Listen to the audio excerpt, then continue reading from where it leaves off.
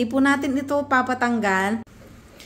Tinigil na po nila ang paggawa mga kaumami. Good morning! Mag-garden po tayo ngayon at marami akong gagawin dito sa aking garden dahil meron kaming ipapatayo sa banda roon at gusto kong i-share sa inyo yung aking journey sa ating pagbabago sa ating garden at sa ating magiging bagong kusina. So ito po yung ating side yard. Ayan. Dito tayo lagi, sorry sa sinampay. Ito po yung ating area na ginagamit magluto. Gustong-gusto ko po dito dahil nga meron tayong mga halaman na background, maliwanag, at kahit mausok o mabaho yung ating niluluto ay hindi tayo mag-worry na magdudumi sa bahay at mamamaho. So dito po sa area na ito ay gagawa natin ng malaking outdoor kitchen. Ayan, isasagad na po sa wall-to-wall. At ito nga pong mga tanim natin dito katulad ng kalamansi, Thai lime, at yung iba pang mga tanim, meron tayong pandan. At pati po dito, bubuksan, papalagyan ng malaking pintuan doon. At papalagyan po dito ng roof na transparent. Dahil gagawin ko po siyang laundry area. Ayan po siya. Yung mga tanim po natin dito, i-clear natin lahat. At hahanapan natin ng area dito sa side na ito. Sa harapan. Ayan, may space pa tayo dito at doon sa kabilang side. Pero dahil napakarami at luma na rin yung ibang mga halaman, yung iba po ay magre-replant na lang ako, ililipat ko sa mga maliliit o mas maliliit na mga paso para naman hindi masyadong mapuno yung ating space. Kaya samahan nyo ako ngayon at ipapakita ko rin sa inyo yung ating magiging bagong kusina.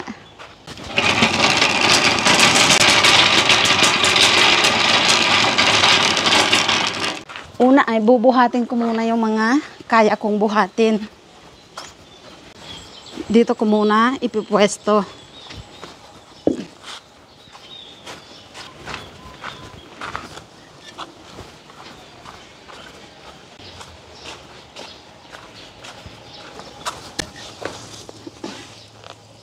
Dito na lang muna itong isa sa ibabaw ng mesa. Masyadong mahaba kaya kailangan nating talian. Kasi wala siyang patungan. Ito pong mga ganito, halaman ko pa, mahigit 10 taon na mga kaumami. Doon pa sa aming lumang bahay. Dito po sa aming bagong bahay, mahigit 4 na taon pa lang po kami dito. Ayan, ang ganda.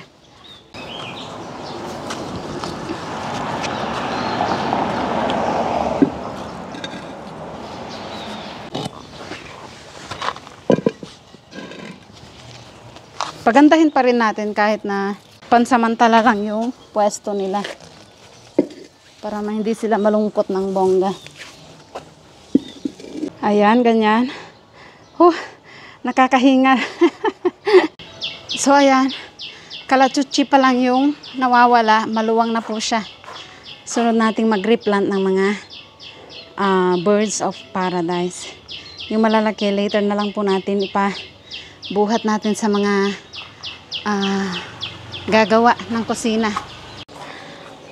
At itong ating mga saluyot, sayang man ay kailangan na rin po nating tanggalin. At dahil tawag dito, lipas na rin po siya. Pero di bale, madali lang naman magpatubo at marami pa tayong mga buto na ibunubon. Ibubunubon soon. Ayan, kaya tanggalin na po natin muna. Marami po akong naipadalang buto sa aking kapatid na galing sa Pilipinas. Pagkatayo ho kasi ng ating bagong kusina ay babaguhin ko na rin ang lokasyon ng ating mga tanim. Para naman maging maliwanag yung ating magiging bagong kusina. Kaya goodbye, saluyot na po muna tayo. Wala munang inabraw. Saluyot sa labong. Crispy saluyot. Tatanim tayo ulit. Pati ang mga halaman dito, ilipat na po muna natin.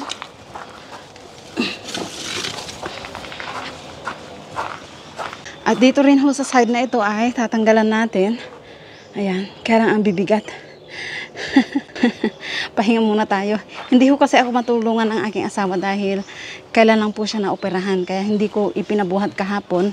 Kahapon ang ginawa namin ay nag-trim-trim lang dito. yung hindi siya magbubuhat. Yun yung mga ipinagawa ko po sa kanya.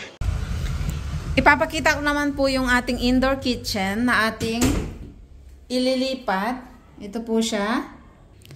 Hindi natin ililipat actually, dadagdagan lang natin. Hindi po natin ito papatanggal. Ito ang ipapatanggal natin. Ayan. Meron pong wall dyan na nakahamba lang dito. Ayan. Ayan, dati po kasi ito lang yung bahay. Ang space na ito ay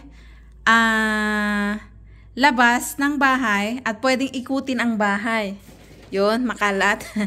Ito, merong siyang wall hanggang dito lang at dito po noon ay open area. Makikita ang matatanaw ang kapitbahay. Ngayon, bubutasan po natin ito. Gagawin nating pintuan papunta doon. Yung nakita nyo po kanina na sinabi kong gagawin kong laundry. Ito po ay ipapabakbak natin para maging buo siyang kusina. Ayan. Ayan, ganyan po siya. Ipapatanggal natin itong wall na ito. At itong ating ref, ililipat natin sa ating bagong kitchen sa labas. So, bali ito lang po ang matitira. Parang island na siya na lababo. Babakbakin dito. Tatanggalin dyan. At dito, magiging pintuan papunta doon. So, bali dito, ang space na ito ay magiging buo na siya. Mawawala na ito. At gagawin na lang natin itong indoor kitchen at pantry. At meron pa po tayong isa pang room dito na siyang ililigpit natin tonight. Dahil mag-uumpisa na po sila bukas. Ayan, wala po noon ito. Open area po ito na puro damo. Ngayon, ipinagawa po namin ang malaking room na ito para sa aming mga abubot. Ay, napakarami po naming abubot from old house. Dahil nung lumipat po kami dito, ako ay merong business na nagtitinda ng mga Filipino foods, mga homemade na mga pagkain Pinoy. Ayan, kaya marami akong mga kagamitang pangkusina na pangtinda. Ayan, meron akong mga peanut butter machine, malaking lababo, freezer, nalagayan ng mga tinda ko mga isda, mga frozen goods, ayan. At andito rin ang mga tools, mga kung ano-anong abubot ng aking asawa. Meron siyang mga pang-welding dyan. Ito naman po ay makina na pangluto ng ube jam. Malaking kawa po yan na kusang umiikot. Ito, bago lang ito, panligo ng buhok ng aking mga anak. Ayan, mga tent po yan. Ayusin po namin ito tonight dahil yung tangki sa labas. At ito po yung ating pantry ngayon. Yan yung dadalhin natin sa loob, papagandahin natin. At itong corner na ito, dito po ilalagay yung tangke na nasa garden kanina. Para yung bagong kitchen or outdoor kitchen natin ay walang sagabal na tangke at maging maaliwalas. Aayusin natin at magdi-declutter tayo for tonight. Dumating na po yung mga magbabaklas ng ating kusina. Oy.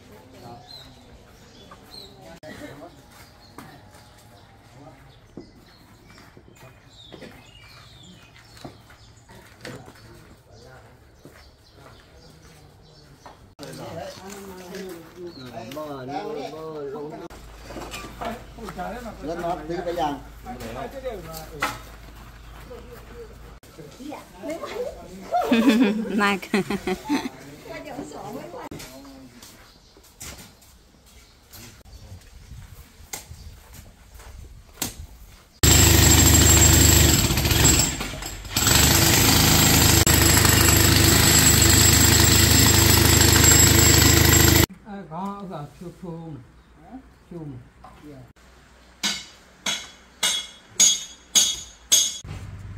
Dumating na po yung poste.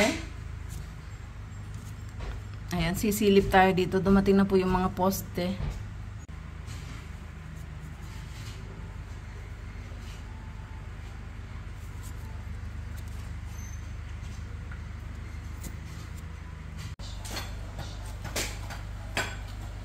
Day 2 mga kaumami, at ito na ang itsura ng ating bakuran. Ang kalat. Ito po yung mga halaman na nagluma na pinutol ko na lang. Ayan, puno po ng halaman at sampayan ang ating harap. At ito po yung mga blocks na tinanggal nila sa likod. Katulad po ng blocks na ginamit natin sa ating garden. Ayan, may mga lababo. Ayan o. Yung mga abubot pang garden. Hindi ako makapagluto dahil punong-puno po dito. Ayan. Yung mga lumang paso. Papatanggal na rin ho natin. Yung ating avocado. Siksikan sila dito ng lime at ng kalamansi. Ayan, grabe. Ngayon ho ay umulan. Kagabi hanggang kaninang umaga. Kaya naman nag-decide sila na stop muna.